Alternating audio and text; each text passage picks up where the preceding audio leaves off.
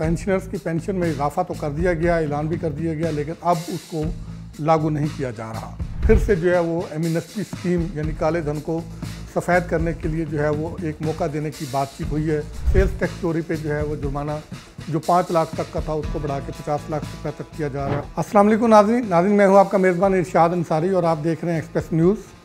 नाज़रीन, आज के वीलॉग में हम आपको आगाह करेंगे। एक तो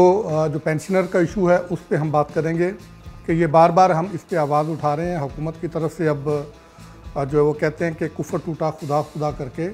पेंशनर्स की पेंशन में इजाफा तो कर दिया गया, ऐलान भी कर दिया गया, लेकिन अब उसको लागू नहीं किया जा रहा। एक तो हम सबसे पहले इस पे बात करेंगे कि वो लागू क्यों नहीं किया जा रहा। अब जो है वो ईद उल अज़हा की जो है वो आमद है और हमारे साथ जैसे कि मैंने आपको बताया कि कमेंट्स में लोग अपने जो आरा होती हैं, अपने जो मसाइल होते हैं उनसे आगाह करते हैं, फिर हम उसको हाईलाइट करते हैं। इस इशू पे हमें जो एम्प्लॉइज़ ओल्ड एज बेनिफिट जो वेलफेयर एसोसिएशन है उनके जो चेयरमैन हैं असफर साहब, उनकी तरफ से, और फिर उसी तरह उनके जो सदर हैं अब्दुल जब्बार, जनरल सेक्रेटरी हैं अलमदार साहब, उनकी तरफ से हमें जो है वो बार बार कमेंट्स आए और टेलीफोन कॉल्स भी आई, तो हमने उनको यकीन दहानी कराई थी कि इस इशू को हम रेज़ करेंगे। तो लिहाजा सबसे पहले तो हम इस इशू को जो है वो आपके सामने रखेंगे कि क्या वजह है कि नोटिफाई क्यों नहीं हो रहा। और लोग उम्मीद लगाए हुए थे कि शायद हमें एरियर मिल जाएंगे, लेकिन एरियर मिलना तो दूर की बात है, जो एक्चुअल इजाफा किया गया है वो भी नहीं मिल पा रहा। सबसे पहला तो हम इशू ये हाईलाइट करेंगे। दूसरा, आज सेनेट की कायमा कमेटी बराए ख़जाना का इजलास हुआ है, उसमें बहुत सारी चीज़ें डिस्कस हुई हैं, उस पर हम आपको बताएंगे। एक तो फिर से जो है वो एमिनेस्टी स्कीम यानी काले धन को सफ़ेद करने के लिए जो है वो एक मौका देने की बातचीत हुई है, तो उसकी हम तफसील बताएंगे कि ये तजवीज़ किसकी तरफ से आई, FBR का क्या रद्द अमल था, वज़ारत ख़ज़ाना का क्या रद्द अमल था, और फिर अगले बजट में टैक्स चोरों के ख़िलाफ़ जो है वो मज़ीद सख्तियाँ होने जा रही हैं, वो क्या होने जा रही हैं, जुर्माने बढ़ाए जा रहे हैं। ख़ासकर सेल्स टैक्स चोरी पे जो है वो जुर्माना जो 5 लाख तक का था उसको बढ़ा के 50 लाख रुपये तक किया जा रहा है, और इसके अलावा और भी बहुत सारी मॉनिटरिंग के जो है वो इक़दाम उठाए जा रहे हैं, इसकी तफसीलात बताएँगे। और तीसरा जो सबसे अहम पहलू है वो है बजट साजी से मुतल्लक जो IMF के साथ मुज़ाकरात है वो हतमी मरहले में दाखिल हो गए हैं। आज IMF की जो टीम है वो वज़ारत ख़ज़ाना गई है, वज़ीर ख़ज़ाना से मुलाकात की है, और कल आलमोस्ट जो है वो बजट के जो तखमीना जात हैं उन पर IMF के साथ मशावरत मुकम्मल करके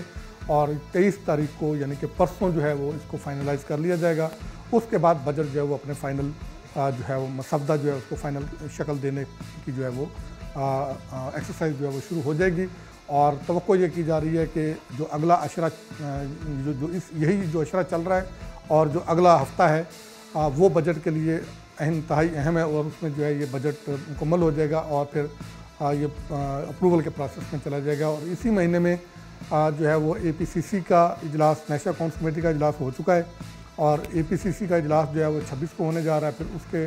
तनाज़र में वज़ीर आज़म जो है वो मंजूरी देंगे अगले माली साल के जो तरक्याती बजट है, एनुअल प्लान है और मिड टर्म बजटरी फ्रेमवर्क है। और वो तो ये की जा रही है कि APCC के फौरी बाद 1 से 2 दिन या 3 दिन बाद जो है वो वज़ीर आज़म की ज़ेर सदारत कौमी इक़्तिसादी कौंसिल का इजलास होगा, उसमें मंजूरी दी जाएगी। ये सारी तफसीलात हम आपसे शेयर करेंगे, और IMF को हमने क्या क्या यकीन दहानियाँ करवाई हैं और निजकारी का जो प्लान शेयर किया गया है उसकी कुछ तफसीलात बताएँगे, और बाकी चीज़ें जो हमने उनसे डिस्कस की हैं उसको हम बताएँगे कि बजट में क्या होने जा रहा है। सबसे पहले हम बात करते हैं कि जो इस मुआशरे का सबसे पिसा हुआ तबका है EOBI पेंशनर। इसमें कोई शक नहीं है कि इनके साथ जो है वो हुकूमत हर साल जो है वो ज़्यादती करती है। जो दूसरे सरकारी मुलाजमीन हैं उनको भी अगरचे नज़रअंदाज किया जाता है, लेकिन उनको फिर भी कुछ ना कुछ पीनट जो है वो दे दिए जाते हैं। लेकिन ये जो मुलाजमीन हैं और इसी तरह जो खुद मुख्तार और नीम खुद मुख्तार जो इदारे हैं उनके जो मुलाजमीन हैं ये इंतहाई कसम पुरसी की ज़िंदगी गुजार रहे हैं। इनके साथ हर साल ज़्यादती होती है। जो तनख्वाहों में इजाफे का ऐलान किया जाता है वो भी जो है वो खुद मुख्तार और नीम खुद मुख्तार इदारों पे उसको जो है वो लागू नहीं किया जाता, और ये कहा जाता है कि उन इदारों के बोर्ड जो है वो खुद से जो है इसकी मंजूरी दे के इसको लागू करेंगे, लेकिन बदकिस्मती से होता नहीं है। यही मामला यूटिलिटी स्टोर्स के मुलाजमीन के साथ रहा। अब तो उनको खैर फ़ारग किया जा रहा है, लेकिन वो भी बेचारे बिलखते रहे, लेकिन उनकी किसी ने सुनवाई नहीं जो है वो कहीं भी हुई, और उसकी आवाज़ को भी हाईलाइट किया गया, मगर उसके बावजूद उस तरह इजाफा नहीं किया गया। और अब EOBI के जो पेंशनर थे ये एक अरसे से 10,000 रुपया माहाना पेंशन पे ये रुके हुए थे, तो काफ़ी इस पर जो है वो आवाज़ें उठाई गई। बहुत मरतबा जो है वो हुकूमत ने पेंशन में इजाफा किया, लेकिन इनकी पेंशन नहीं बढ़ी। तो अभी जो है वो EOBI के जो पेंशनर थे उनकी पेंशन में 15% इजाफा किया गया और ये 10,000 से बढ़ाकर कोई 11,500 या 12,000 के लगभग जो है वो की गई थी। और उसका जो इनके वफाकी वज़ीर हैं सालक साहब, उनकी तरफ से बाज़ाब्ता तौर पर ऐलान भी किया गया और यकीन दहानी भी कराई गई और इसका इतलाक़ भी जो है वो 1 जनवरी 2025 से करने का ऐलान किया गया था। तो मुलाज़मीन ने वो ये उम्मीद लगाई हुई थी कि अभी जो है वो इसका नोटिफिकेशन हो जाएगा, लागू हो जाएगी और तमाम एरियर जो है वो उनको इसके साथ मिल जाएंगे और कुछ उनको थोड़ा बहुत जो है वो आसरा हो जाएगा कि ईद पे जो है वो अपने बच्चों के लिए कुछ बेहतर जो है वो कर सकेंगे। लेकिन बदकिस्मती से अभी तक जब हम आपसे बातचीत कर रहे हैं तो इसका नोटिफिकेशन नहीं हो सका, अमल दरामद नहीं इस पर हो सका। EOBI के जो लोग हैं उनसे हमारी जो बात हुई है उनका ये कहना था कि हम जो है वो कैबिनेट डिवीज़न के अप्रूवल का इंतज़ार कर रहे हैं कि फ़ाइल जो है वो कैबिनेट डिवीज़न को गई हुई है, अभी तक उसकी वहाँ से फ़ाइल की वापसी नहीं हुई। जैसे ही उसकी वापसी हो जाएगी तो फौरी जो है वो नोटिफाई कर दिया जाएगा। तो अरबाब इख्तियार से हमारी आज ये दरख्वास्त भी है और उनको जो है वो एक मुतालबा भी है कि आप अरकान पार्लियामेंट हों या दूसरे शाफिया जो तबकात हों उनके तो फौरी तौर पे जो है वो इम्प्लीमेंटेशन उनके मामला पे कर देते हैं, तो आप पिसे हुए तबके की भी जो है वो दादरसी करें, फौरी तौर पे इस पर अमल दरामद करें, क्योंकि इस पे जो है वो जो इनकी EOBI एम्प्लॉइज़ की वेलफेयर जो एसोसिएशन बनी हुई है जो रजिस्टर्ड है उसके जो चेयरमैन हैं अजफर साहब और इसी तरह उनके जो सदर हैं अब्दुल जब्बार और जनरल सेक्रेटरी अलमदार साहब, उनकी तरफ से भी जो है वो हमें फ़ोन भी कॉल भी की गई, मैसेजेस भी किए गए, कमेंट्स भी किए गए और फिर और EOBI पेंशनर जो हैं वो हज़ारों, उनकी तरफ से भी हमें मैसेजेस भी आए और जो हमें जानते थे उन्होंने हमें पर्सनली कॉल भी की। इसलिए हमने अपना ये फ़रीज़ा समझा कि उनकी आवाज़ बने और हस्बे वादा जो हम उनसे वादा करते भी है कि हम पिसे हुए लोगों की आवाज़ बनेंगे, उनके इशू को हाईलाइट करेंगे कि सबसे पहले तो हम उनके इशू को हाईलाइट करें। तो तवक्को ये की जाती है कि हुकूमत जो है वो इसका नोटिस लेगी और जल्द जो है इस मामले को हल करके नोटिफाई करेगी ताकि वो लोग अपनी इजाफाशुदा पेंशन जो है वो एरियर्स के साथ वसूल करें और ईद अपने प्यारों के साथ अच्छे से जो है वो गुजार सकें। अब आते हैं हम दूसरे मरहले पे। दूसरा मरहला ये है कि हुकूमत की तरफ से जो सेनेट की जो कायमा कमेटी बराए ख़जाना का इजलास हुआ है उसमें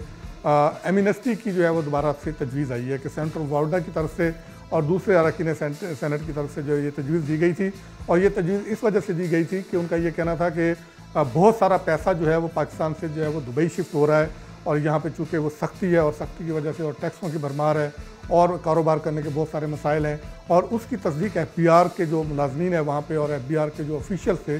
सीनियर मैनेजमेंट के लोग, उन्होंने भी उसकी तस्दीक की। तो उस पर फिर उनका ये कहना था कि इन लोगों को जो है वो एक मौका दिया जाए कि वो अपना पैसा जो है वो पाकिस्तान लाएँ और अपना जो अनडिक्लेयर्ड मनी है उनको डिक्लेयर करें, उसके लिए एमनेस्टी दी जाए और एमनेस्टी दे के उनको अपना काला धन वाइट करने की इजाज़त दी जाए। उसकी IMF के प्रोग्राम में होते हुए और FATF के साथ जो हमारी कमिटमेंट थी उसको मद्देनज़र रखते हुए फेडरल बोर्ड ऑफ रेवेन्यू ने और वजारत ख़जाना ने जो है वो कैटेगोरिकली जो है वो इनकार किया कि हम इस पोजीशन में नहीं है कि मज़ीद कोई एमनेस्टी ला सके। जो पिछली एमनेस्टीज़ भी लाई गई हैं उसके भी जो है वो खातर जो है वो नताइज सामने नहीं आ सके और उससे नुकसान ही हुआ है। जो रेगुलर टैक्स देते हैं उससे जो है वो हर्ट होते हैं। और दूसरा जो है वो सेनेट की कायमा कमेटी बराए ख़जाना के इजलास में ये तय पाया है, FBR के हुकाम ने बताया है कि टैक्स चोरी जो है अब ये फैशन बन चुका है, क्योंकि इस पर उस तरह से पकड़ नहीं है तो लोग इसको इतना काबिल गिरफ्त जुर्म नहीं मानते। तो इस पर यह फैसला किया गया है खासकर सेल्स टैक्स चोरी पे, क्योंकि सेल्स टैक्स की चोरी बहुत बड़ा क्राइम है। ये टैक्स वो होता है कि जो आप पब्लिक से कलेक्ट करते हैं, इस पर दुकानदार का या बिजनेसमैन का कोई राइट नहीं होता है। तो ये आप हुकूमत के बिहाफ पे पब्लिक से कलेक्ट करते हैं और आपने नेशनल एक्सचेकर में जमा करवाना होता है, लेकिन अरसा तक जो है वो लोग इसको अपने पास दबाए रखते हैं, इस्तेमाल करते हैं, उसको यूटिलाइज़ करके मुनाफा कमाते हैं, फिर भी ये जो है वो टैक्स हुकूमत को जो है वो जमा नहीं करवाते। तो इस पर अब फैसला किया कि ये बहुत कम जो है इस पर सज़ा थी, 5 लाख रुपए तक सज़ा देते थे, क्योंकि बिलियंस ऑफ रुपीज़ में टैक्स चोरी होती थी तो 5 लाख उनके लिए पीनट होता था, तो वो इसको इतना बॉदर नहीं करते थे। अब ये फैसला किया गया कि अगले माली साल के बजट में ये सज़ा जो है वो 50 लाख रुपये तक, ये जुर्माना जो है वो 50 लाख रुपये तक कर दिया जाएगा। इसके अलावा भी सज़ाएँ जो है वो बढ़ाई जा रही हैं, जो उनको जो प्रोसिक्यूशन के बाद अगर उन पर कुछ जुर्म साबित हो जाता है तो ये कैद की सज़ाएँ जो है वो बढ़ाई जाएंगी। और इससे जुड़ी हुई जो एक और ख़बर है वो ये है कि क्रिप्टो करेंसी के हवाले से काफ़ी जो है वो लोगों की उम्मीदें हैं। अब जो है वो इसके लिए बाज़ाब्ता तौर पे जो है वो जो डिजिटल करेंसीज के रेगुलेशन के लिए एक अथॉरिटी कायम कर दी गई है वज़ारत ख़ज़ाना ने इसकी मंजूरी दे दी है और ये अथॉरिटी जो है ये जो क्रिप्टो हो गई और इस तरह की दूसरी जो डिजिटल करेंसीज़ हैं उनको जो है वो रेगुलेट करने के लिए जो है ये अपना किरदार अदा करेगी और इस तरह कौमी जो असासे हैं और इसी तरह जो हुकूमती कर्ज़े हैं उनकी टोकनाइजेशन के लिए भी काम करेगी और डिजिटल करेंसियों के कारोबार के लिए जितने जो प्लेटफॉर्म हैं उनको जो है ये रेगुलेट करेगी। और ये कहा यह जा रहा है कि 25 अरब डॉलर से ज़्यादा मालियत के जो पाकिस्तानियों के ये डिजिटल करेंसी के जो कारोबार हैं क्रिप्टो करेंसी से मुतल्लिक़ उनको जो है ये रेगुलेट करेगी और फिर उसको फ़ाल जो है वो करके जो लीगलाइज इकॉनमी है उसका साइज़ बढ़ाने के लिए ये अथॉरिटी जो है अपना किरदार अदा करेगी। ये सिंगापुर इसी तरह जो हांगकांग है और दूसरे ममालिक में जो ये मॉडल राइज हैं उनको मद्देनज़र रखते हुए ये पाकिस्तान में ये मॉडल जो है वो लॉन्च किया जा रहा है। ये क्रिप्टो करेंसी के कारोबार करने वाले लोगों के लिए ये बड़ी खबर है। अब ये लग रहा है कि हुकूमत जो है वो इसको बड़ी जल्दी जो है वो बाज़ाब्ता तौर पर लॉन्च कर देगी। आखिरी बात अब हम करते हैं IMF के हवाले से। बजट साजी के लिए मुशावरत हतमी मरहले में दाखिल हो चुकी है। आज वज़ारत ख़ज़ाना में वज़ीर ख़ज़ाना की ज़ेर सदारत IMF की टीम के साथ अहम मुशावरत हुई है। उस मुशावरत में बजट साजी के लिए जो अहदाफ हैं उनको फाइनलाइज़ किया गया। IMF के साथ जो शराइत तय थी उन शराइत के तनाज़ुर में जो तखमीनाजात हैं उनको फ़ाइनल किया जा रहा है और उसमें बजट का आउटले जो है वो 17,600 अरब रुपए और रेवेन्यू का जो फिगर है वो आलमोस्ट जो है वो भी जो है वो कोई 15,307 अरब रुपए के लगभग जो है वो तय पाया है। और इसी तरह बजट डेफिसिट, इसी तरह जो है वो direct taxes, indirect taxes, petroleum levy और डिफेंस बजट, ये तमाम तखमीनाजात जो है वो उनके फिगर्स जो है उनको फाइनलाइज़ किया गया है। और साथ साथ जो है वो पाकिस्तान की तरफ से IMF को जो है वो निजकारी का प्लान भी जो है वो शेयर कर दिया गया है। उसमें यह बताया गया है कि दिसंबर 2025 तक जो है वो इस्लामाबाद इलेक्ट्रिक जो सप्लाई कॉरपोरेशन है, इसी तरह फैसलाबाद है और गुजरांवाला, इनकी जो प्राइवेटाइजेशन कर दी जाएगी। PIA की प्राइवेटाइजेशन के हवाले से भी उन्होंने बताया कि जो रुकावटें थी वो दूर कर दी गई हैं, वो भी इसी साल मुकम्मल कर ली जाएगी। और फिर दूसरे मरहले में जो है वो हैदराबाद सक्खर में जो है वो 3 मज़ीद जो है वो डिस्कोज हैं उनकी प्राइवेटाइजेशन की जाएगी। और इसी तरह रोज़ वैली जो होटल है उसकी प्राइवेटाइजेशन का अमल भी उनको ये बताया गया है कि वो भी उस पर काम जारी है, वो भी जल्द जो है वो मुकम्मल हो जाएगा तो उसको भी जो है वो प्राइवेटाइज़ कर दिया जाएगा। और साथ साथ जो है वो IMF को इस बात की भी यकीन दहानी कराई गई है कि जो प्रोग्राम में IMF के साथ जो शराइत तय की गई थी उनको जो है वो फुलफ़िल किया जाएगा और नॉन फाइलर के ख़िलाफ़ जो है अगले बजट में जो है मज़ीद जो सख्तियाँ लाई जाएंगी और रियल स्टेट सेक्टर के लिए जो है वो कुछ रिलीफ जो है वो लाया जा रहा है। इसी तरह जो तनख्वाहदार तबका है उसके लिए टैक्स में कोई रिलीफ लाई जा रही है, उनके लिए काबिल टैक्स आमदनी की हद जो है वो बढ़ाई जा रही है। और इसके साथ साथ जो कम अज़ कम उजरत है उसको भी जो है वो भी रिव्यू किया जा रहा है और टैक्स जो मुलाजमीन है उनके लिए जो अलाउंसेज है उन पे भी जो है वो असर नो जो है उन पर जायज़ा लिया जा रहा है। तो अगर ये सारा देख के और हुकूमत ये समझती है कि पे स्केल रिवाइज़ करने हैं तो फिर पे स्केल भी जो है रिवाइज़ किए जाएंगे, लेकिन पे स्केल रिवाइज़ करने का चांस बहुत कम है। इम्कान ज़्यादा यही है कि एडहाक रिलीफ की मद में हुकूमत जो है वो तनख्वाहों और पेंशन में कोई इजाफा करेगी और वो भी कोई बहुत ज़्यादा नहीं होगा। लेकिन बहरहाल हुकूमत से दबाव बहुत ज़्यादा है तो हुकूमत कोशिश ये करेगी कि पॉलिटिकली जो है वो पॉइंट स्कोरिंग करने के लिए जो है वो किसी किस्म का जो है वो अच्छा इकदाम उठाए और ऐसे पॉपुलर जो है वो कुछ फैसले करे कि जिससे हुकूमत के पास एक बयानिया आ सके। लेकिन FBR के ज़राए ये बताते हैं कि ये बजट उतना आसान नहीं होगा जितना कि जो है वो कहा जा रहा है या जितनी हाइप क्रिएट की गई है। इस बजट में कुछ 700 अरब रुपए से ज़्यादा के जो है वो टैक्सेस लगाए जाएंगे, जहां विद होल्डिंग टैक्सेस में और रॉ मटेरियल्स में तनख्वाहदार तबके को कुछ रिलीफ दिया जाएगा, वहीं पे बहुत ज़्यादा टैक्सेस भी लगाए जाएंगे। और कोशिश ये की जाएगी कि फोकस उन एरियाज़ पे किया जाए जो टैक्स नेट से बाहर हैं, उनको टैक्स नेट में ला के जो है वो टैक्स बढ़ाया जाए। और दूसरा जो अशराफिये हैं जो ज़्यादा आमदनी रखते हैं उन पर टैक्स का बोझ बढ़ाया जाए और आम आदमी पे जो है वो बोझ कम से कम जो है वो डाला जाए। नाज़रीन, ये था आज तक का वीलॉग। आप अपनी आरा और अपने कमेंट्स से हमें आगाह करते रहें और अगर कोई आपका इशू हो, आपका जो मसला हो, तो आप अपने कमेंट्स में हमें कॉल करके आप बता सकते हैं। तो जैसे आज हमने और पिछले वीलॉग्स में भी आपके इशूज़ को हाईलाइट किया, तो हम आइंदा भी आपके जो मसाइल होंगे उनको जो है वो हाईलाइट करेंगे और कोशिश करेंगे कि आपकी आवाज़ बनकर अरबाब इख्तियार तक पहुँचाएँ। तो नाज़रीन, आज तक का यही था और देखते रहिए एक्सप्रेस न्यूज़।